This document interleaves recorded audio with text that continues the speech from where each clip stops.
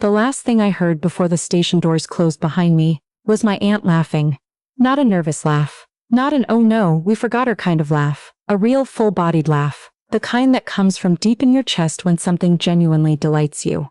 And then the doors sealed shut, and I was standing alone inside the Knoxville Greyhound terminal at 9:47 on a Friday night with no phone, $32 in my pocket, and a duffel bag that had somehow made it off the bus with me only because I'd kept it on my lap the whole ride. That's the part I keep coming back to. The laugh. I'm 26 years old. I work double shifts at a physical therapy clinic outside of Louisville. I send money home every month, even when I can barely cover my own utilities. And still, my aunt had looked at me through that bus window and laughed like leaving me stranded in a city I'd never been to was the funniest thing that had happened to her all year. Her name is Vivian. She raised me after my mom passed when I was 11, and for a long time I told myself that made her family. The kind you hold on to. I don't tell myself that anymore. The trip had been my cousin Sandra's idea. Sandra is Vivian's youngest, 24, sharp-tongued, the kind of person who frames cruelty as humor, and then gets offended when you don't laugh along. She'd been planning a girls' weekend to Asheville for months. Her friend group, a few cousins, Aunt Vivian. They'd invited me 2 weeks before, which I now understand was calculated. Late enough that I couldn't back out of taking the time off work without losing it. Early enough that I had no excuse not to go. I should have known something was wrong at the bus station in Louisville. Sandra kept making this face, this little smirk she gets when she knows something you don't. I chalked it up to her normal energy. Sandra always had a running joke I wasn't in on. That was nothing new. On the bus, they sat together in the back 4 rows. I sat 2 seats ahead because there wasn't enough space, and also because, honestly, I'd learned over the years that I was more comfortable on the edges of that group than in the middle of it. Vivian had a habit of letting things slip. Little comments, little observations, that were meant to remind me of my place. "You're so sensitive, Josie. You take everything so seriously. You were always like that, even as a little girl." The comments were never loud enough to be a real fight, just constant, like a low hum you can't locate and can't turn off. We were somewhere in Tennessee when Sandra appeared beside my seat and told me we were making a stop and I should grab my bag. I assumed it was a rest stop. I grabbed my bag. I followed her off the bus, except when I turned around Sandra was already back on, and the doors were closing. And through the window I could see them. Sandra, Vivian, my cousins Brianna and Leah, all watching me with this electric, anticipatory look on their faces, like a prank they'd been setting up for weeks had finally hit its punchline. The bus pulled away. I stood on the sidewalk outside the Knoxville terminal for a long time. Not because I didn't know what had happened. I understood exactly what had happened. I just needed a minute to absorb the fact that it was real. My phone was in Vivian's bag. She'd offered to charge it for me an hour before the stop. I'd handed it to her without thinking. $32. 1 duffel bag. A city I didn't know. And the sound of her laughing through that window, already getting smaller as the bus pulled onto the street. Inside the terminal, I sat on a plastic chair near the entrance and made myself breathe. I'm not someone who falls apart quickly. I've had a lot of practice holding things together, but I won't pretend I wasn't scared. Knoxville is not a small city, but I didn't know it. I didn't know which neighborhoods were safe, which weren't. I didn't know if there was a shelter nearby, or a 24-hour diner, or anywhere at all that I could go until I figured out a next step. A woman at the information desk noticed me sitting there. She was older, maybe mid-60s, with reading glasses pushed up into silver hair, and the kind of calm that comes from having worked a public-facing job for 30 years. Her name tag said Loretta. I didn't tell her the whole story. I just said I'd gotten separated from the people I was traveling with, and I wasn't sure what to do. She didn't ask a lot of questions. She just slid a printed bus schedule across the counter and a small map of the downtown area, and she pointed out a diner about 6 blocks north that she said stayed open until 2 in the morning. "You going to be okay, hon?" she asked. I said I thought so. I wasn't sure if that was true, but saying it out loud helped a little. The walk to the diner was 6 blocks through late October air that had turned sharp and cold.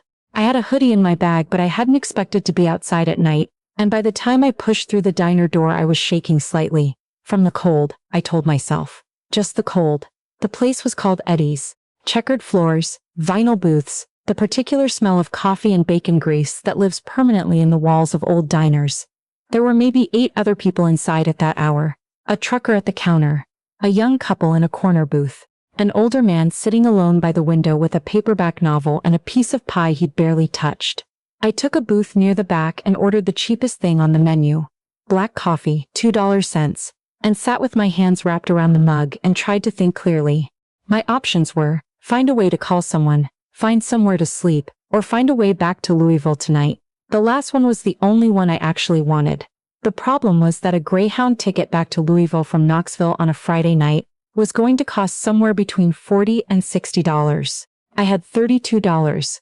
The next bus wasn't until 6 a.m. I sat there for a long time. Long enough that the waitress, a younger woman named Deja, based on her name tag, came back twice to refill my coffee without charging me for it. The second time, she paused and said quietly, "You need anything? Like actually need anything?" I looked up at her. She was maybe my age, with tired eyes and an expression that said she'd seen a lot of things in this diner at this hour and wasn't going to judge any of them. "I got stranded," I said. "My family took my phone and left me here. I need to get back to Louisville, but I don't have enough for a bus ticket." I don't know why I told her the truth. Maybe because she asked like she actually wanted to know. She didn't say anything for a second. Then she said, "Give me a minute," and walked back toward the counter. I thought she was going to get her manager.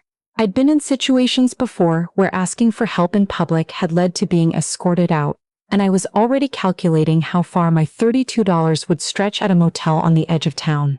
But Deja didn't come back with a manager. She came back with the older man from the window booth. He was maybe 70, slight build, a yellow cardigan that had been washed so many times it had gone soft and pale. He had one of those faces that are hard to read. Not unfriendly, just quiet. He introduced himself as Howard. "Deja tells me you're trying to get to Louisville," he said. I said yes. He pulled out his wallet and set $40 on the table, just like that. No drama, no ceremony. I stared at it. "I can't take that." "Sure you can." He slid it a little closer. "I drove a truck for 35 years. Half my life was spent in bus terminals and diners at midnight. Someone did this for me once, in Chattanooga, 1987. I've been paying it back ever since." I didn't know what to say to that. I took the money. I thanked him more times than he seemed comfortable with, and eventually he waved me off and went back to his pie and his paperback, and that was that. $72 now. Enough. But the 6 a.m. bus felt very far away.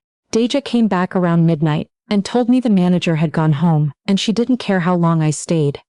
She brought me a grilled cheese sandwich she said was left over from a canceled order, and I ate it in about 4 bites because I hadn't eaten since lunch on the bus, and I was hungrier than I'd realized. We talked a little, in the gaps between her other tables. She was from Knoxville, had been working at Eddie's for 3 years, was taking classes part-time at the community college. She asked me what I did, and I told her about the clinic, about the patients I worked with, about the woman in her 80s who came in every Tuesday and always brought cookies for the staff. "That's a good job," Deja said, and she meant it simply, without any of the edge I sometimes get from people when I describe work that doesn't come with a fancy title. Around 1 a.m., an older couple came in, the kind of couple that moves through the world like they've been doing it together so long they've stopped needing to think about it. They slid into a booth 2 down from mine and ordered decaf and splits a slice of coconut cream pie. I noticed the woman glancing at me a few times. Not in a suspicious way. More the way someone looks when they're trying to figure out if you're all right. Eventually she leaned across and said, "Honey, are you waiting for someone?" I gave her the same short version I'd given Loretta at the terminal. Separated from my group. Waiting for the morning bus. Her husband set down his coffee cup. His name was Walter, and he had the kind of steady voice that makes you feel like whatever the problem is, it has a solution. His wife's name was Gloria. "Where are you headed?" Walter asked. "Louisville," I said. He looked at Gloria. She looked at him. Something passed between them. One of those silent conversations that long marriages conduct constantly. "We're driving up to Lexington first thing in the morning," Gloria said. "That's what, 45 minutes from Louisville?" "About that," I said, not sure where this was going. "We leave at 5, Walter said. "We've got room if you want it, save you the bus fare." I looked at them, at their matching insulated coffee mugs, the pie they were sharing, the comfortable silence between them. I thought about the $40 Howard had handed me with no conditions attached. I thought about Deja and the grilled cheese she'd brought without being asked. And then I thought about Vivian, laughing through that bus window, and how the only people who had treated me like a human being tonight were people who owed me nothing. "Yes," I said. "I'd really appreciate that." We left Eddie's at 4:45 a.m. I'd slept maybe 2 hours curled up in the vinyl booth, which Deja had let me do without a word. When I woke up, she was at the end of her shift, pulling on her jacket, and she pressed a brown bag into my hands on her way out. A breakfast sandwich and a coffee.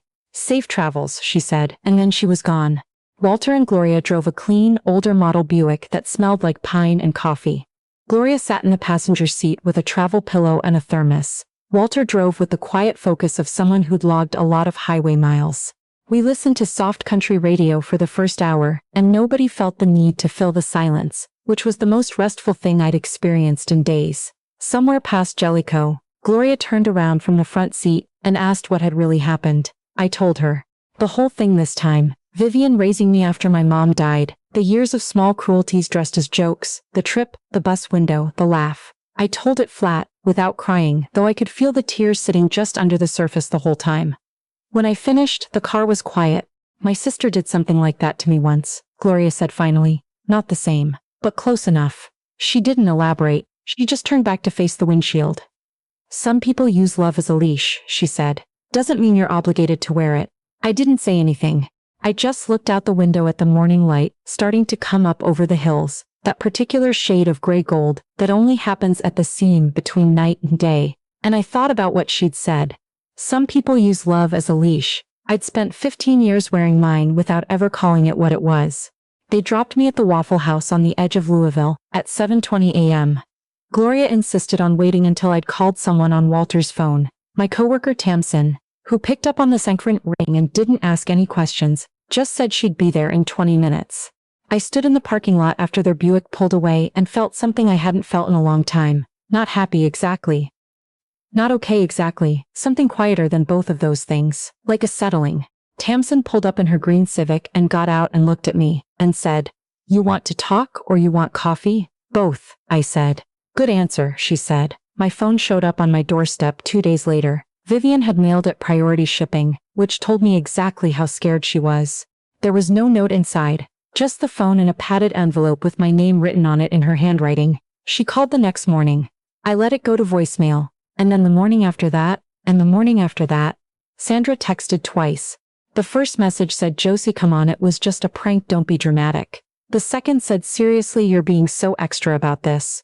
Everyone thinks so. I screenshot both and saved them without responding. My cousin Brianna, who'd been on the bus, who'd watched me walk off and never said a word, called a week later and cried. She said she hadn't known it would go that far, that she'd thought someone else was going to get off with me, that she was sorry. I believed her that she was sorry. I wasn't sure yet what I was going to do with that. Vivian left 7 voicemails over the course of the following 2 weeks. I listened to all of them. In the first few she was defensive, explaining that she'd known I'd be fine, that I was capable, that it was meant to show me I could handle things on my own.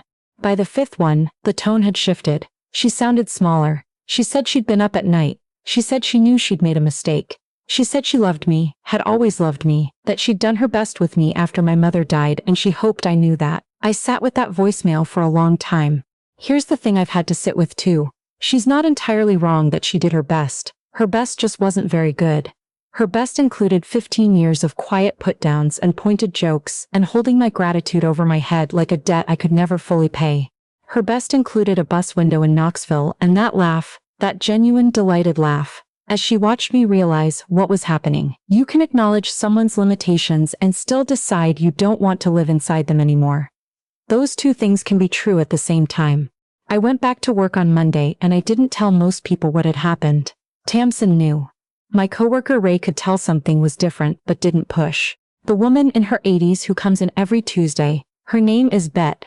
And she brought snickerdoodles that week, looked at me across the reception desk and said, "You look like someone who's just made a hard decision." I asked her how she could tell.